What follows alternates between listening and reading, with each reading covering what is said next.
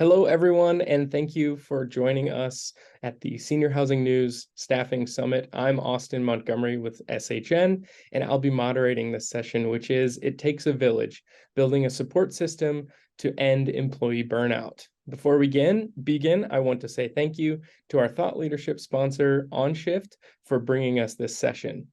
And housekeeping note, if you miss any of the sessions during our webinar series, all of the sessions being recorded will be posted to the event site at the conclusion of the series and will be available for 30 days. Now let's meet our speakers. Today we are joined by Jessica Hunter, who is the Senior Operations Support Executive at Vista Springs. And in her role, Jessica oversees the systems and support of operations at Vista Springs' 12 communities, working with them to optimize their processes and performance. With almost 2 decades of experience in the senior living industry, Jessica is also a certified dementia practitioner and a certified Alzheimer's disease and dementia certified trainer. Also joined by Julia Bizarri Kovac, who is the Senior Solutions Consultant at OnShift. And in her role, Julie partners with the customer success and sales teams to find the best tools and solutions for providers. And lastly, but certainly not least, I'm joined by Ryan Stewart, who is the Regional Vice President at ShiftKey, and he covers the Midwest region. He is passionate about making a positive impact on the healthcare industry, particularly in the post-acute space. Ryan has over 20 years of experience in post-acute care and was a licensed nursing home administrator for almost a decade, where he led multi-facility operations and initiatives. Everyone, welcome. And now, to give an idea of what to expect from today's presentation, we will cover the state of senior living, preparing your communities for growth while preventing burnout, and Vista Springs' strategy for supporting their staff. I'll now pass things over to Julie for you to kick off the presentation and discuss census growth. I will be back with some questions later on. Thanks, Austin. So to get things started, we first want to cover what is the state of assisted living. And I think the biggest thing to call out is there is a huge opportunity for growth, and we have already seen that. By 2060, we know that the number of Americans over 65 years of age and above is going to reach 95 million, which is kind of crazy to see. But with that, this is going on the 8th straight quarter, Q2 of 2023, where occupancy has rose specifically in the senior living space, which is amazing, not just because of the last few years that we've had, but because we want to see that growth, obviously, for overall operations, and to tie that back to the resident care outcomes that we want, and then certainly ensuring that we have enough staff. I think some things that are interesting to note as we see this, growth, there's different generations, right, entering the space. They have different requirements that they want to see if they're looking into moving out of their home that they've been in for 30, 50 plus years. And they're looking for more of a customer service experience versus that facility, which we know, being in senior living, my background is in senior living. One of my first jobs was a caregiver, and providing that certainly always starts with staffing. So I was very excited to see this growth. Again, this is something we talk about every day, all day, and getting into more of the why, but then certainly what we can do to support it. So if we move on to the next slide here, getting into how do we continue this growth? How do we support this growth? And again, continue to see it only go up from here. With this growth, we know that we need staffing. The impact of the pandemic on overall workforce challenges in this industry certainly continues to be felt. The majority of providers are facing staffing shortages. The impact can be felt across really the entire, organization. From a care perspective, we know that there is a direct correlation between staffing levels, the level of care that the resident will receive, and being able to provide it. We also know that consistent staffing levels are a top driver for retention. If I'm frequently working understaffed, if I am frequently the one that has to pick up those extra showers, that is going to add a different type of stress to my workday. So not only impacting the stress, but my burnout. And that's not even counting how many hours I'm working, just being understaffed, right, on that shift. With these workforce challenges being so severe, 70% of assisted livings are reporting a significant, workforce challenges. So this really kind of gets into more of that little bitty detail. We know that it's not just the workers, it's the leaders too. So if I come in here and I see, 15% of the staff, or only 15% of the staff, I should say, are not burned out or stressed. That's crazy to even say out loud that it's that low of a number. Nearly half say the burnout and the stress is the most significant challenge that they're dealing with. And over half have even considered leaving their jobs. I've been in the space for over 15 years. My first role was working in the kitchen in an assisted living. I was a caregiver, activities. I have my nursing home license in Ohio. And I will tell you from doing those roles that is certainly real. It is definitely different, right, for a frontline worker versus a leader, but it all bubbles up to the same thing, being overworked. We definitely know, and we know this in the space, we can't wait to solve this problem. This was a problem way before the pandemic, but obviously it's only, gotten worse. So let's get a little bit into burnout. Let's dissect it a little bit further. We've all heard that phrase constantly, but what makes it up? The biggest one I find is the depersonalization. This is really somebody who is detaching, from the role. It can lead to a lot of loss of connection and concern. And the cause of this is constant exposure to stress, being in an environment where they don't feel supported. There's a lack of personal, accomplishment. And it can have a severe, negative impact result, not just on resident outcomes, but teamwork, especially our care staff. More than ever, they are a team when it comes to getting the residents going for the day. And certainly that will impact turnover. The emotional exhaustion piece of this. Being in healthcare, we see and we deal with things that really many in the whole world cannot relate to. We're dealing with high stress environments, people that are maybe struggling to pay, yet they're severely sick. There's a lot that goes into this. It's very emotional. And when looking at this, the emotional exhaustion, heavy workload, long hours, that just screams senior living. But with that, it can make people feel emotionally drained. The consequences of that are a lot of what I just already said, a decrease in compassion. We know it's going to go right back to, the quality of care. And that results in a reduced personal accomplishment. People want to feel like they are contributing to something. Whenever I had my new hire class, when I was working in assisted livings and memory care units, I would always ask my staff, what made you want to work here? What made you want to work in the senior living space? People we know that are going to excel in this, they take it personal. They want to see the good outcomes. And by not having those first two, it can lead to unrealistic expectations. There's a lack of feedback. And the consequences are people are carrying this load. They're all of a sudden unmotivated now. They don't have that job satisfaction, equating to that overall burnout. We know that staff want to be heard. One of my favorite things that an executive director did when I worked in buildings is they invited the staff to stand up, only for the beginning. It gave them an opportunity to feel heard. We would recognize them, and it only enhanced communication. We know that our frontline workers know our residents best. It's more than about the pay too. It's something that I've always heard in the space, right? If folks would get paid more, and there is definitely something to be said about that, not to take it away.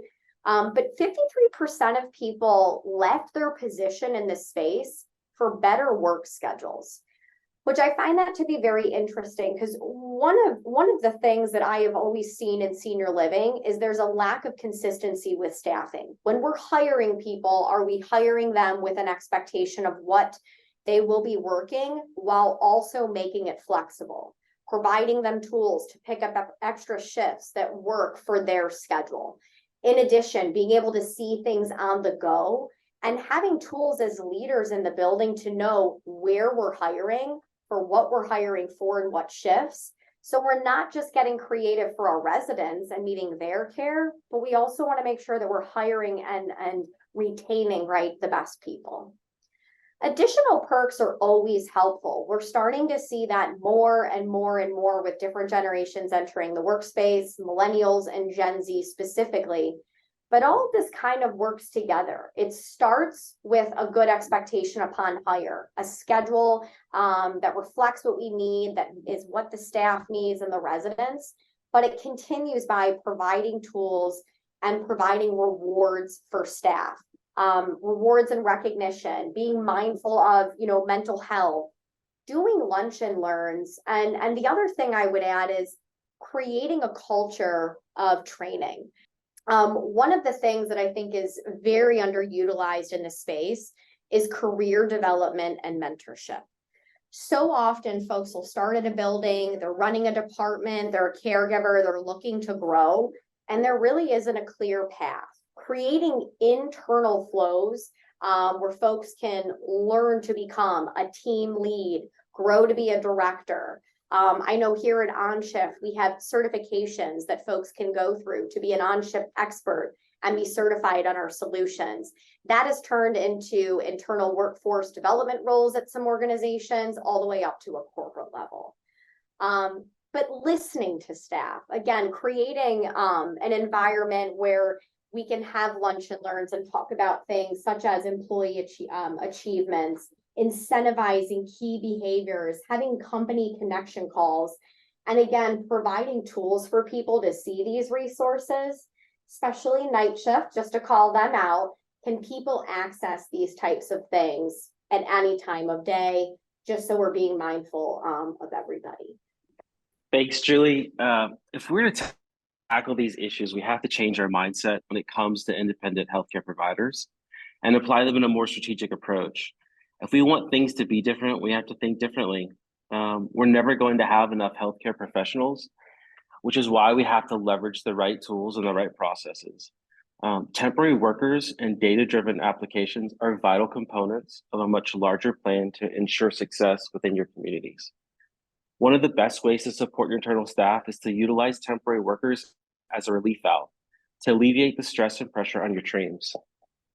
Keeping internal staff happy and healthy, both physically and mentally, is a vital part of a successful plan. As you all know, happier, healthier staff provide better care, they create a stronger culture within your community, and they can help you in your recruiting efforts. I know many of you have been in the community that may not have the best culture, or you throw in someone who's onboarding for the first couple of weeks, and there are some disgruntled folks that probably are a little stressed out and overworked, and they end up not staying because they just get scared that they're going to get treated the same way. So we have to change that. Here at ShiftKey, we capture hundreds of data points on independent healthcare providers that utilize the ShiftKey platform. And it's really interesting, the data that we can grab from these folks and see how they work. Most live within 50 miles of the communities they serve. And we also ask our partnering communities to rate the performance of these temporary workers. 85% of them have a 4 out of 5 star rating. So it's pretty conclusive that based on thousands of shifts filled daily in over 3,500 communities we've partnered with, the majority of temporary workers are local. They're highly skilled and engaged professionals. They want to help communities, but they also want the freedom and the flexibility that this model provides. Lastly, I think it's important to challenge this historical assumption that we have that temporary workers are too expensive. Oftentimes, a community would rather fill a last-minute shift with an internal staff member without considering all of the costs. Using internal staff oftentimes pushes them into overtime and may even require a bonus as well. These additional variables can make them a more expensive choice than using a temporary worker at a flat rate. It also increases the risk of creating burnout and potentially losing those internal staff members in the future. What's the cost to your team if you lose that key CNA or nurse because they can't handle the additional workload? All of these factors are vital when evaluating your approach and selecting the right tools for your community's plan. So how do we leverage innovation and approach these problems differently? One solution is SAMI, which stands for Scheduled Automation Marketplace Integration. It's the product of a fruitful partnership between ShiftKey and OnShift, and I'm proud that we can offer it to our communities today. SAMI provides a complete view of your schedule, showing your employees and independent healthcare professionals in one place and providing you the tools to build a complete schedule proactively and cost effectively. SAMI breaks down the process into 3 easy steps. Step 1, prioritizing your employees. Step 2, following your rules and budget. And lastly, step 3, filling your open shifts. I wanted to touch on these a little bit more into detail on each step. With SAMI, it's all about prioritizing your employees first. You get a complete view of your schedule. You see everyone there in one place, along with independent healthcare professionals. Your internal staff can request to work open shifts, and those shifts can be automatically approved for employees who are not at risk of going into overtime. Open shifts are always prioritized to internal staff and can be filled even if they were previously scheduled by a temporary worker.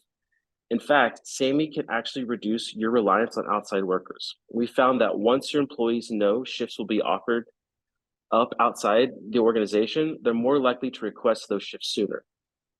Communities that use SAMI see up to a 20% increase in employee shift requests. The second step is following your rules and budget. You have complete control over this process and complete transparency. You know exactly what's going from shift to shift, day to day.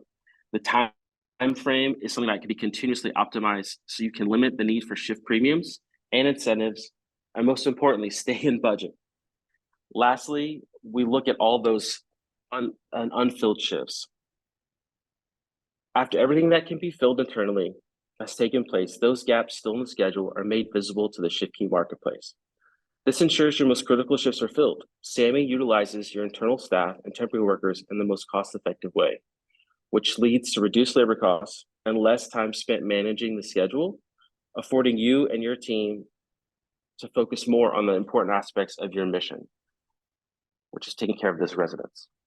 It's pretty impressive metrics here, as you can see on your screen, what Vista Springs has been able to do utilizing technology and the innovative workforce strategies they've built. 40% increase in census, a 42% decrease in unfilled shifts, a 30% reduction in overtime. Jessica, we all want to know about Vista Springs and how you've accomplished these impressive results.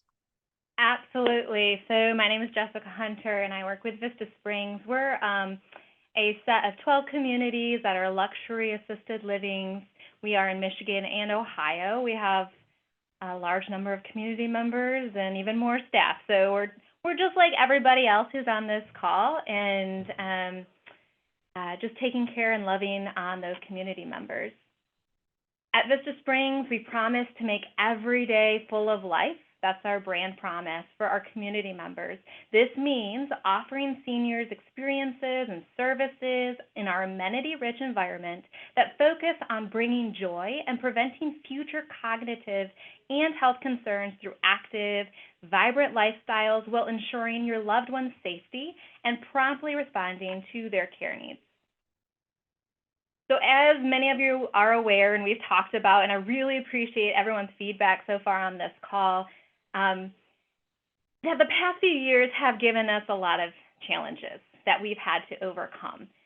Before COVID, we did not use agency. That was a curse word. No agency, no paid referral sources, right? But then COVID hit, and we really had to reconfigure things. We started using 3 or 4 or more agencies. I'm sure many of you are getting the calls daily. Oh, we're another new agency that just popped up. We'd love to service your area. It causes a lot of disjointed scheduling systems. It causes higher labor costs, and there were more work for schedulers.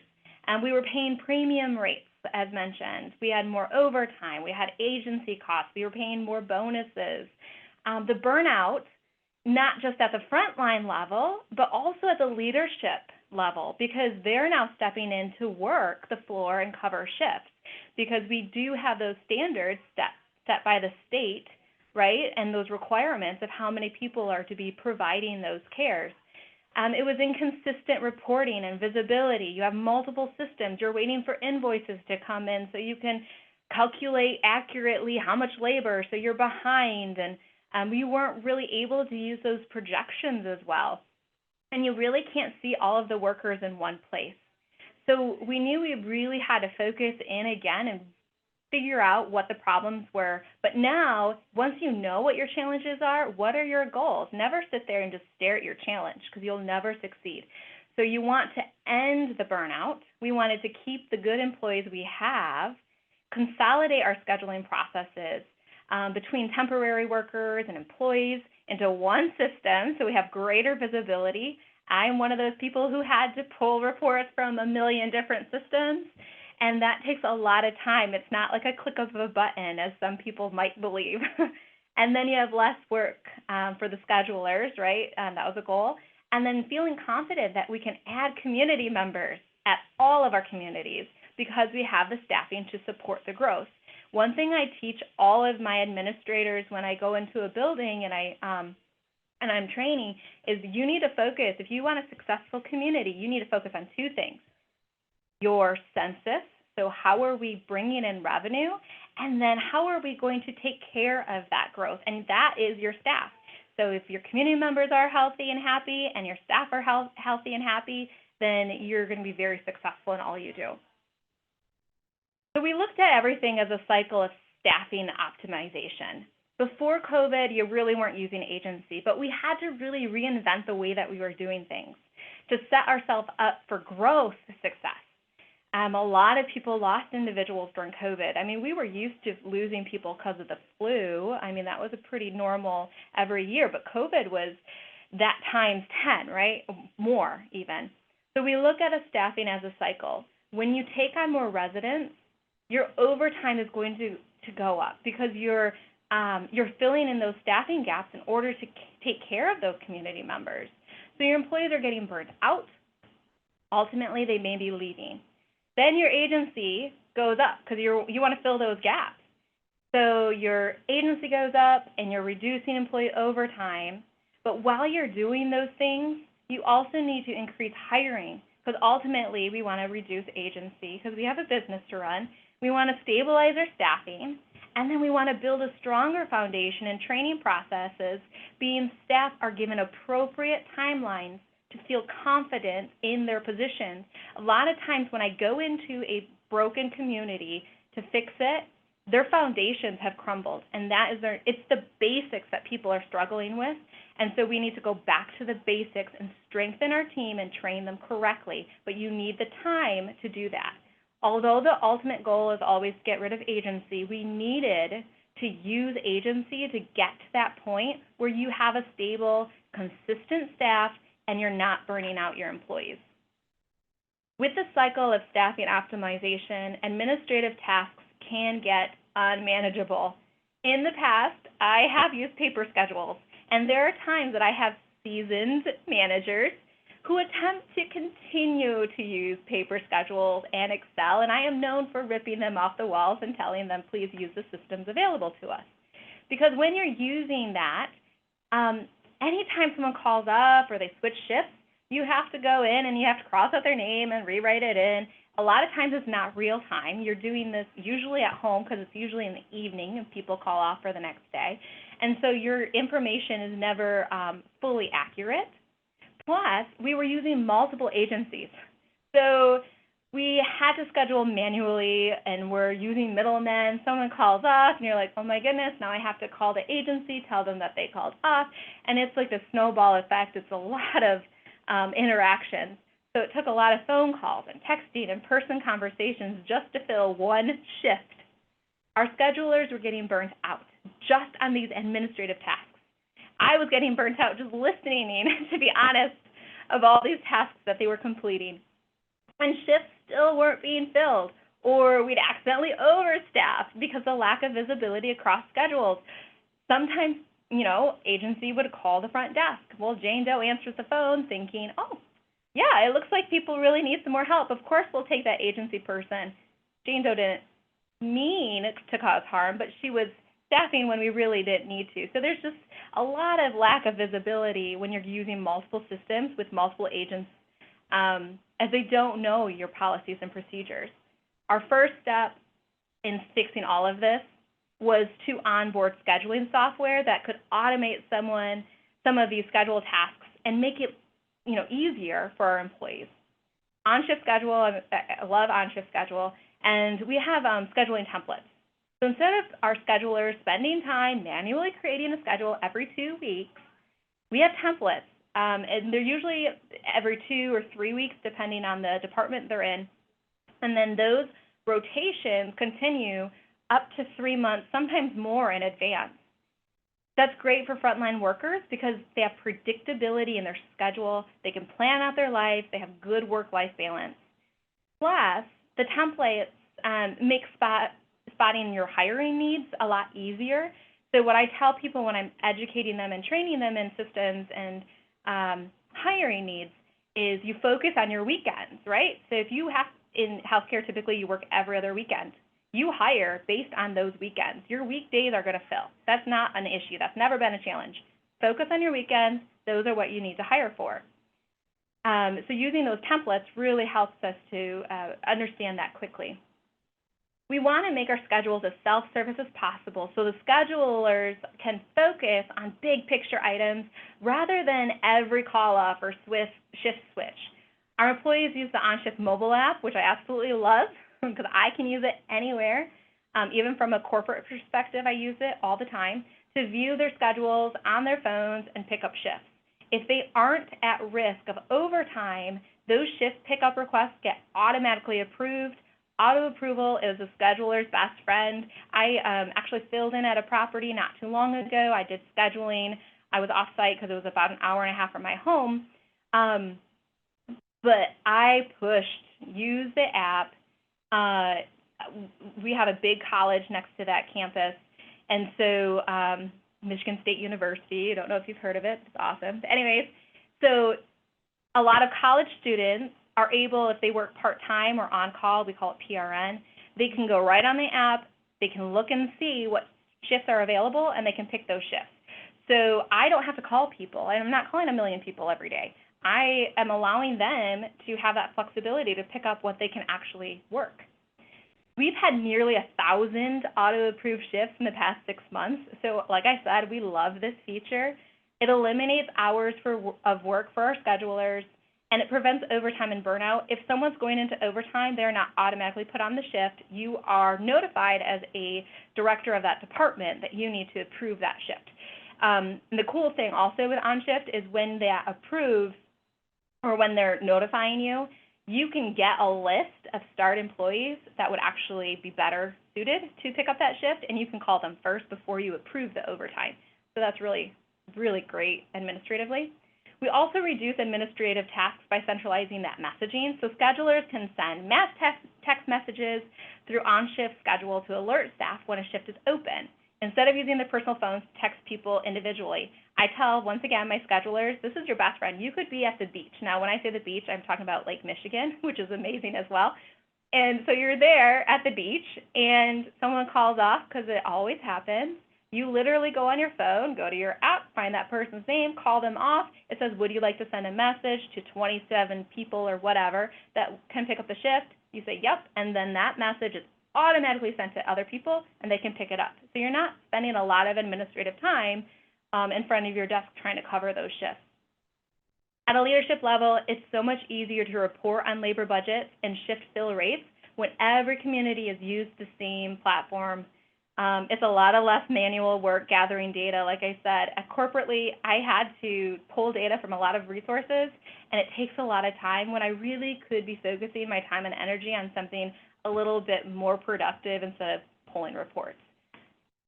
Our next step in combating burnout was to be more strategic about how we use temporary workers. ShiftKey and OnShift integration helps us do this seamlessly and reduce even more administrative tasks. I remember having conversations with OnShift and saying, you know, this would be really, really nice. And they're like, well, it's kind of in the works. So this was a huge blessing when they heard our needs at the community levels. So OnShift was set up, and we could automatically send unfilled shifts from OnShift to ShiftKey Marketplace 14 days before the shift starts. Schedulers don't have to keep an eye on the schedule or make multiple calls to multiple agencies. Because I do like to be very hands-on in my leadership style, I I think I personally have PTSD from scheduling at times, because when someone will call off, you have to call so many people, and it's chaos and it's frustrating because you're waiting for them to call back. I remember within my first week of using Sammy, and I opened up a shift, and I'm dreading it, of course, because I have my PTSD of all the work I'm going to have to do. But I had to finish a project, so I went away. I came back a couple hours later, and it was filled automatically. It was a wonderful experience. It was wonderful. So I do want to encourage that. It was great. It felt great. I no longer have that PTSD because I know it's going to be taken care of. You're still, though, able to prioritize filling shifts with employees. So our team members can still view and request shifts once they've been advertised on ShiftKey Marketplace. So that doesn't go away. And even after an independent worker is assigned to a shift, there's no fee or penalty to unassign someone if an employee is able to fill that shift. Typically, the best schedulers out there are not necessarily working on the week they're in. They're actually proactive, working on preventative stuff. So they're working in the weeks to come. And so if they see that there's a ShiftKey or anyone else, agency in a spot, they should be working to cover that with new hires, et cetera. This has actually helped us increase the number of shifts filled by employees, and employees are less likely to wait until the last minute to pick up shifts. What was happening is it actually, this has taken away that desperation that we had as administrators to fill shifts with additional bonuses. Staff had learned that the longer they wait, the bigger the bonus. And so with Sammy, we were able to have essentially hundreds of independent contractors applying for that shift, so that I knew it was going to be filled regardless if it was my own employer or not. It was going to be taken care of. And so now employees were no longer waiting because I was filling the shift. I was not going to pay out bonuses for that. So it gave us back that reins to run our business effectively. Because of our templated schedules, shift openings indicate hiring needs, so those shifts that were sent over to ShiftKey Marketplace are filled by independent professionals, but they're not taken away from our employees themselves. So they're still able to have that work-life balance. Schedulers aren't calling multiple agencies. We're not scrambling to fill shifts last minute or filling them ourselves. That happens a lot. And then the frontline workers have the help they need during shifts and aren't picking up as much overtime, so they aren't getting burnt out. So we had a 42% decrease in unfilled shifts. That felt amazing. As an administrator, making sure you're always going over state regulations, that felt really good. And then due to the automatic nature of Sammy, we've had our highest shift fill rate in 2 years. So once again, huge success for that. From an operations perspective, I do want to be frank that it might look like your operating expenses are lower when you have unfilled shifts, but truly that is a red flag. So if you're looking at that stuff from a corporate perspective, you should be red flagging because something ain't right. So your costs will go up in the long run because what's happening is you have unfilled shifts, and the ones that lose are your frontline staff because now they're burnt out, your residents are not getting good care, and then your organization is really suffering as a whole. Your staff are getting burnt out. The quality of resident care decreases. So you have longer wait times for your call lights because you don't have the staff to do it. You have less showers being completed. You have falls increasing. Your reputation is going to take a downturn, and not to mention it opens your community up for multiple citation risks. So having unfilled shifts quickly snowballs negatively into decreasing satisfaction on both sides of your business, so staff and residents. So it's really important to turn that around as quickly as possible, not be tempted and quote unquote saving money in the short term because it's really going to hurt your business in the long term. So curating our care network, we don't want to create more work for our team members by bringing in unreliable independent professionals, so we strategically curate our care work network. We ask our employees for feedback on independent professionals who come to our community. The feedback is crucial. We want our employees to like who they are working with and for independent professionals to fit our culture. So in ShiftKey, you can green heart or hashtag favorite in the notes our preferred professionals so they get priority on our shifts. This creates consistency and friendships between our workers and stability, and it allows the preferred professional to automatically be placed on the schedule prior to the typical 48-hour, before the shift waiting period. So independent contractors sign up for a shift when it becomes available. So you could have like 14 people sign up for a shift, which is amazing to say, but it happens. And your hashtag favorite person, though, is going to be put on the schedule before anyone else. That also gives them, kudos and thanks them for being an excellent partner and caring. So if we get bad feedback from our employees about an independent professional, we mark them as a DNR, or do not return. And so they will get assigned to they will not be assigned to any shifts. So they're not allowed to come back. And that lets our employees know that we listen and we value their feedback. It also lets your professional partners understand your expectations while on site. Just like any other vendor you could utilize, for example, a plumber, you would never expect subpar work for something you are paying top dollar for. And I would encourage anyone who utilizes SAMI or any other system, but SAMI specifically, to set those standards high to receive the best performers to work with your team and care for your residents. Our goal is to eliminate temporary workers. We recognize, though, that we need them to get to that point of having a stable schedule. But obviously your overall goal is to have your own staff. So that's where you're building that village to be successful. We do offer full-time positions to the independent professionals who have made a positive impression on us and fit with our culture. So ShiftKey has like this try before you buy way to recruit workers.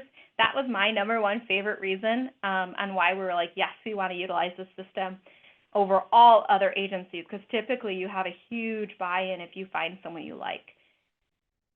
You remember the best employees, usually the best employees are ones that are actually working, right? Because they have that drive. So those who are coming to your community trying to help usually are the best ones out there. And so you want to be able to recruit those people. Usually we highlight positives of becoming a full-time employee, like we have consistent scheduling, we have PTO offerings, we have security and stability and benefits, and an opportunity to grow working with people they've already gotten to know.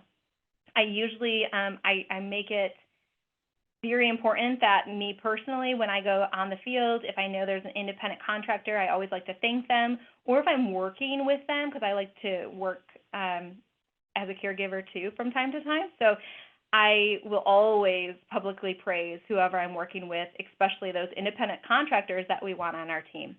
So we've been able to convert 8 independent professionals to employees in just a very short period of time.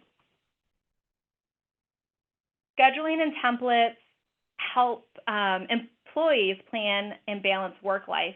Employee mobile scheduling app makes it easy for employees to swap shifts and request shifts and check their schedules without relying on getting in touch with a manager, and this helps better plan their lives. Flexible scheduling is great to offer your employees. We offer a lot of different shift options. You have your typical 8 hours, 8 hours, 5 days a week. Normally in this business, you would see a 7 to 3, 3 to 11, and 11 to 7. There are times, especially in our Ohio properties with our nurses, where they like to have those 12-hour shift options. And so we will allow them to do 12-hour shifts, and we would sign them up. Let's say it was a 7A to 7P. They would do that first shift, 7 to 3, and then I would give them a partial shift, 7 or 3 to 7. For that second shift would be split up. We also want to respect employees who request specific shift times to help with school get-ups or pickups, etc.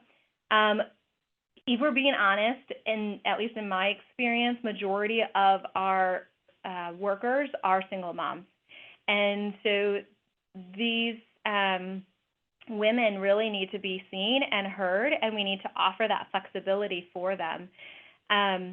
For additional support, we have high ratios as well, so we're trying to take away some of that burden with a higher staff ratio of like 1 to 6 or 1 to 8. Sometimes we will also offer additional roles. So if I'm going to allow more labor in a building, I'll come on site and I'll see what they actually need through observation. So if we're in a memory care building and they're really struggling with those pendant colites or whatever cares are happening, they might just need a shower aid. So someone who's specifically doing showers, so that the staff on the floor aren't getting pulled to do those showers, and the community members are actually having a more thorough and better experience because they're not being rushed, and so you're actually lessening that risk of falls and increase of, you know, those sores and whatnot because you're cleaning much better.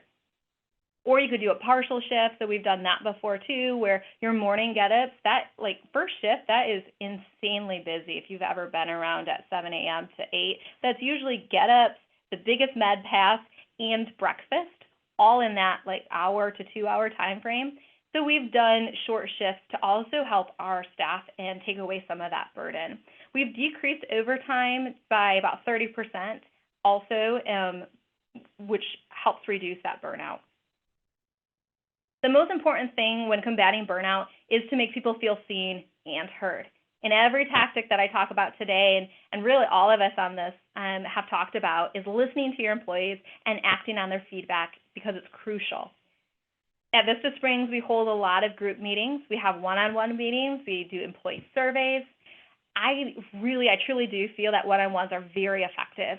Every time I'm at a property, I do take the time to get that feedback from an employee, and I thank them for their time. I enjoy a cup of coffee with them, and I just listen to their experience. I repeat what they're saying, so I acknowledge what they're saying, and that I'm listening. I also ask for their suggestion. If there is a problem, I say, so how would you solve this if you were in my shoes? And then we talk about the pros and cons. Typically, I try to find someone who tends to be involved in a lot of the conflict, or maybe they're not involved, but they always happen to be around when conflict is around, because they're the ones who actually are looking for someone to listen. And so if I see that they're looking for someone to listen and they're telling their staff all these negatives or struggles or whatever frustrations, that's the person I want to pull in my office and really just listen to them. And then we initiate the conversation. I let them know that they're seen and they're heard and they're respected. And then I put action to our conversation. So I don't just leave it there. I let them see that I'm actually doing something about what we're talking about. We have leaders working in communities to experience the challenges firsthand as well. So like I've mentioned before, even though I'm at the corporate level, I love to sit in as we call managing partners, but executive director. I love to sit in, especially when we've had some trials. And then I've done, the scheduling, I'll sit in there. And like I said, we'll do caregiving because I would never ask someone to do something I haven't done myself. And this can be intimidating at times for your staff, but it's also very empowering because that's when you have that ability to publicly praise them, right? So everybody can hear how wonderful they're doing, and you did this really good, or because when you have more experience, you can say, well, I've learned in my experience that maybe you should do it this way. So they get that, and they feel like they're actually seen and heard. Upholding employee accountability. So when COVID hit, many organizations let policies slide. We were all just getting by, let's be honest. There were a lot of allowances for tardies. Eventually, we allowed no-call, no-shows. And we have to get back to enforcing those policies to make sure everyone is treated fairly and has a balance of responsibility. If you do not, your employees are most likely to get burnt out. And they've been following the rules. They've been picking up the slack, but they have a breaking point, just like you and I. Reduce the load on these star employees by upholding accountability and enforcing rules for your entire team. At Vista Springs, the goal is to have 0 points. So we use this point system, and you can get points for negative actions like tardies, right? Or you can also be given grace. So you pick up an extra shift, and maybe 0.33 of that point goes away. So the end result would be termination. And it does take time to implement, and it does take time to be consistent. But I can tell you from turning around a lot of communities that when you are consistent and people see that you are putting action behind your words and holding people accountable, your good employees will be very, very grateful for that. You also, though, you also want to reward and recognize your star employees. So, like I say, publicly praise. We do rewards at the monthly all-staff meeting. We have employees and families and community members fill out nomination forms. We compile all the nomination forms, and then we read them at meetings. We post them on the community channel. We put them on Facebook. I mean, we paint the town, right, with all of these public praises. We post a picture of that person. We put it on the wall with the reason why we chose them as Employee of the Month. And we make sure that everyone knows that that person did a phenomenal job and why. We get to know our employees, and we also reward them in very personal ways. Gift cards are not taxable, so we don't typically use a gift card. The other day, I was talking to someone. She had picked up a ton of overtime, never called off once, never was tardy. She's a single mom doing her thing, and she's doing a phenomenal. But she would spend everything that she would earn, she would turn around and give it to her kids, right? So I wanted to find out, being a mom myself of 4 kids, I wanted to find out what really would mean something to her. And that was an Apple Watch. She had always wanted an Apple Watch. She never thought she would obtain an Apple Watch. And so my reward to her was that Apple Watch. And it's something that she can wear every single day. I love my Apple Watch. I love how it helps me get healthy, and I'm sure she would love that as well. And when people are like, whoa, how did you get an Apple Watch? She could actually tell them, you know, I earned this. And then she can tell them and be proud of that experience. Usually communities or staff know what they need more than we do, but we need to listen and observe. So you need to be boots on the ground mentality for leadership. Work on the front line with them, make them feel seen and heard. I am a total dork, but I always think of Avatar, and they say, I love you, right? Instead of saying I love you, they say, I see you, I see you. So you want them to know that you see them. You are boots on the ground. You're going to roll up your sleeves and be with them. Don't ask your teams to do something that you would not do, and don't be unrealistic on your expectations. Give leaders manageable goals when addressing staffing or different metrics, but also ensure their teams are given tasks with thorough instructions to understand their expectations. So often I hear leaders say, oh, they're only here for the paycheck, or the staff won't do more than the bare minimum, but we in turn sit in our offices or don't do it ourselves. So we really need to look at our own leadership style. Are we leaders, or are we just managing assets? So are you leading teams or managing assets? We need to look at the concerns from the community level and changes that are occurring, that is, because change is inevitable, and truly listen to their why or experience firsthand their why to better understand the true resolution of operational needs. Sometimes that means that we need to change our perspective by being part of the community and walking arm in arm with them. It honestly took me going to a community, having a leader share their biggest heartaches, and she was literally in tears out of frustration, and it was in that moment that I completely understood how much we needed a new approach to our staffing model to get the community back on track. They were burnt out. A lot of us have been in this situation, and now we see the challenges, and it's time to refocus and get out of those challenges. I do want to say real quickly, those of you who have been in senior living for a long time, who have survived COVID, thank you, thank you, thank you, because the only way you could have survived this is by leading by example. So please do not think that you are being overlooked, because I am right there with you. We pulled up our sleeves and we did it. So please have that victory drink if you have not already, because you deserve it. In the meantime, though, let's use technology to have oversight at that corporate level, surface those best practices, find your red flags, identify those areas of need, but then we need to address them and have action behind our words. If you want people to be successful, you need to give them all the tools to succeed. So as I stated earlier, when I go into buildings, usually the foundation is just broken. So we need to ensure that everything is given to them possible to start people out on the right foot. Recruiting and hiring is expensive. So when you bring in someone new, you want to protect that investment. For example, you have orientation and training.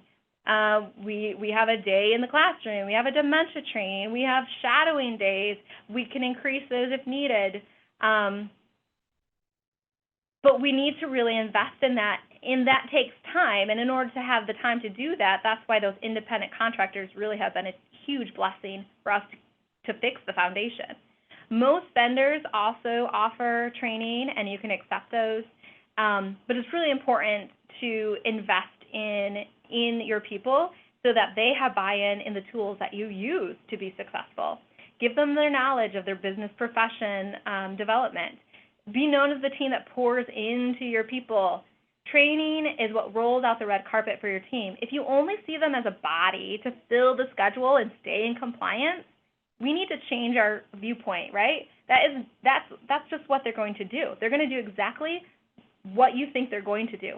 So people are experts in reading people. They know how you view them, whether you say it or not. When we value something, we take time to make them better. When you value your employees, you take the time to see their strengths and grow them in those areas. When you value your employees, you make sure they show up feeling successful and aware of their expectations and leave their shift feeling even more successful.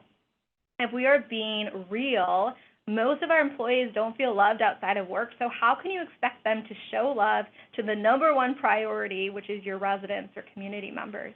In this day and age, we need to show them how it feels to be appreciated, believe in, and how to meet expectations. I want every one of my employees personally to either grow and leave our corporation to pursue their dreams, go to college, get a certificate, whatever it takes. I will support them in that, and I will cheer them on 100% of the time, or I want them to grow and fall in love with what they're doing and stay with me, which that's my story. So I started out very similar to Julie, which is awesome. I've done every position within assisted living, and someone saw the talent and the love and passion, and they decided to continue to grow and train and nurture that within me so that I could do the same for so many others. How do we offer quality trainings? We need to partner with our vendors. We need to use the train-the-trainer style options and allow people to grow. So now you're preparing for growth. You can't grow an organization if you don't have the staff. Having shift key and on-shift integration through SAMI gives us a safety net of staffing that allows us to take on higher acuity move-ins. I feel very confident that we can take more community members because of it. One of my community members has 90 community members and can hold over 100, and I feel very confident that we're going to meet that goal. Our staff is not burnt out. Our retention is high. We have a safety net of temporary workers to fill in as needed. We're always hiring. We have the most of our referrals are word of mouth. When our staff is stable and our employees aren't burnt out, word gets around that we have a great place to work. People looking for senior living options are very savvy as well, and they know which questions to ask. What's your turnover like? What are your ratios? Because our staffing is under control, we can provide, honestly, the right answers. Since implementing SAMI, one of our communities has increased occupancy by 40%. They have a full wait list and double occupancies since March, and this would have not been possible without the staffing support of SAMI so that we could build that strong foundation. So raising the bar and being innovative, how we've always done it doesn't work anymore. We have to change things. You cannot be stagnant. Think outside the box to find the innovative solutions, raise the bar, and change the standards. Like I said, listen to the person crying to you, telling you this isn't working anymore, they're burnt out, and give them the support they need. Culture that supports change and innovation comes from our leadership. The typical agency model was not working for us. When we partnered with ShiftKey and OnShift, though, they listened, which is why I love them, thank you guys, to what we needed and created a solution that fit our budget and our labor needs. It really does take a village to run Vista Springs. And we rely on all of these groups of people to support our staff and our residents. Each of these elements is crucial to living our mission of full of life and providing quality care and giving full of life experiences for our residents. Thank you for that. That was very insightful. And now I'd like to ask just a few questions. We'll start with you, Jessica. How is ShiftKey different from traditional staffing agencies you've worked with at Vista Springs? Well, for one, I really love you guys. I don't necessarily love the other agencies as much. There's no true middleman. I don't have to call someone because someone didn't show up. The independent contractor from ShiftKey calls me directly or whomever is in charge at that community prior to the start of shift, because they get reminders of shift starts, and if they can't come in. So they're calling me directly, and we can make adjustments and open the shift up again for picking up. Also, they can pick up and are added directly to our schedule. I remember being stressed when someone called, like I said, due to that poor experience, and thinking I would have to work the shift to cover personally. I was making some phone calls, I waited, what about my day? I came back just to check on things, and someone already picked it up. So it was absolutely phenomenal. It's very hands-off, really, and I thoroughly enjoy that. Thank you. And now our next question is for Ryan. How does SAMI prevent you from overstaffing with independent professionals? And I should clarify that that was an acronym, which is SAMI.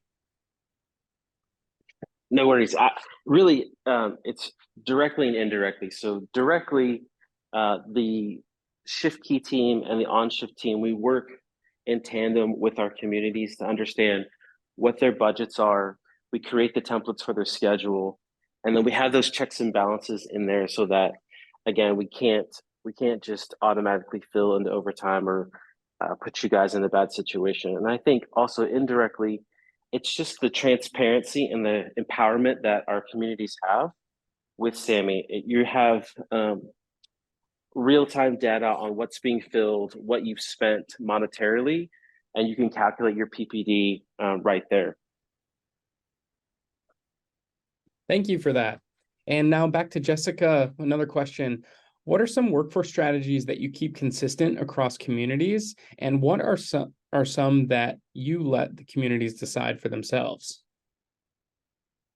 Well, labor budget hours given are consistent, but how it's used can be different. For example, in Michigan, we do not use nurses to pass medications. That's not part of our regulations.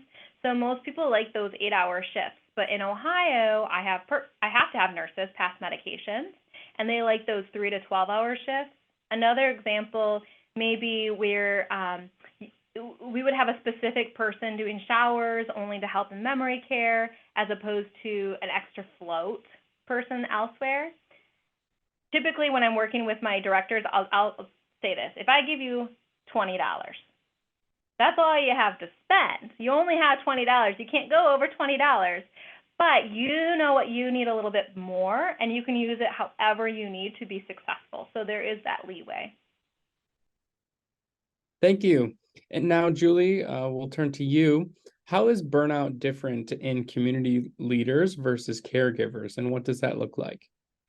I think that's a really good question. And I think both experience some level of the same type of burnout, understanding that the work they do is very different. Being that I've been a caregiver, the stress for me, and Jessica talked a little bit about it, being that I was a first shift caregiver for a few years, is how can I get my residents up as quickly as possible to get them to their meals? But it's not just about being quick, it's about knowing all the little details of what they need for their care and providing that person-centered care experience. So I think a lot of it, and it doesn't matter the department you're in, we all need to know our residents. It's not just learning the day to day, but I think the stress of really learning your residents, making sure that their needs are met, and then working with families. Very much the same thing, of course, with leadership, but I would also say with leadership, it feels as though, and I would say it does never end. We are in a business where we're providing care to folks, loved ones, family members, their mothers, their aunts, so on and so forth. So we always have to put 100%, no matter when they want to discuss any care needs, whether it's in the evening, early in the morning. So I think that's something that needs to be said for folks that are building leaders, all the way up to corporate, of course. It's hard to turn it off. So taking into account everything Jessica said and we all said, I think can certainly help with that, both on the frontline worker side as well as the leadership side. Thank you. And our last question goes to you, Jessica. How do you handle community leaders who are resistant to using new technology? I wish I could say I just terminate them, but that's not real. So literally, I will sit down with them, I train them on the systems, and honestly, I show them that value. I don't usually lose a lot of patience with them because a lot of, everyone has their own little struggles. But most people, they don't understand the value, and so that's why they don't want to use it. And so if you take the time for them to understand and help them feel comfortable with the system, you typically don't get a lot of kickback after you take the time with them one-on-one. Thank you. And I just want to thank all of our participants. Thanks, Julie, Jessica, and Ryan. And once again, thank you to OnShift for bringing us this presentation. I hope you all have a great day.